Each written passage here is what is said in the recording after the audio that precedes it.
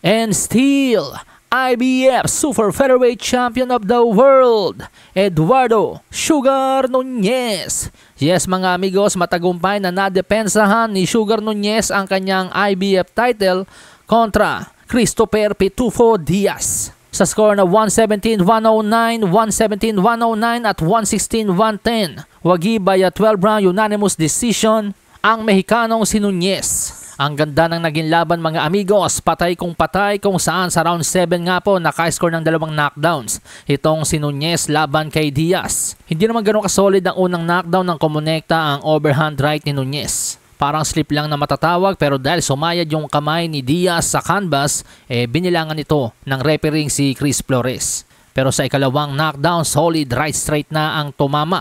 Talagang tumba na si Diaz.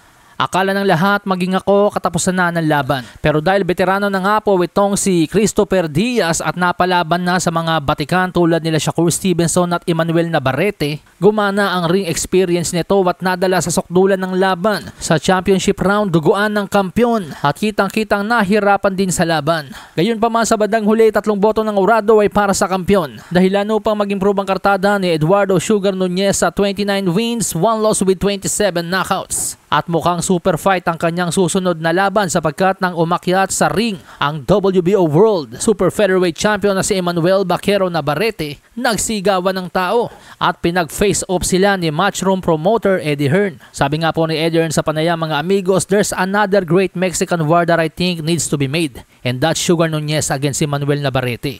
At parehong sang-ayon naman ng dalawang mandirigma na magkaroon sila ng unification. Sabi ni Navarrete sa panayam, nagustuhan ko ang paraan na paikipaglaban niya ngayong gabi. Maganda ang laban. Isang karangalan kung makakalaban ko si Sugar Nunez. Sa totoo lang, higit sa lahat, gusto ng buong Mexico ang laban na yan.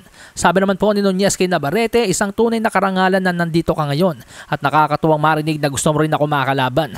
Malaki ang respeto ko sa iyo at magiging isang malaking pribilehiyo ang makabakbakan ka sa ibabaw ng ring. Ibigay natin sa Mexico ang laban na hinahanap nila. Walang duda na napakagandang laban niya mga amigos kapag naikasa sapagkat unification yan, IBF at WBO. Tapos yung estilo pa ng dalawang boksingero parehong pasugod. Kaya't asahang gulpihan talaga to.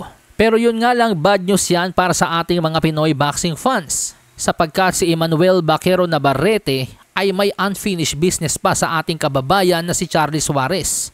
Nasanay isa ng kampiyon ngayon kung ni-ruled lamang na suntok at hindi ulo ang nagpabiyak ng kilay ni Navarrete. Alam nyo mga amigo, sa aking palagay baka hindi pa matuloy itong rematch ni Navarrete at Suarez sapagkat floating nga po ngayon ang top rank.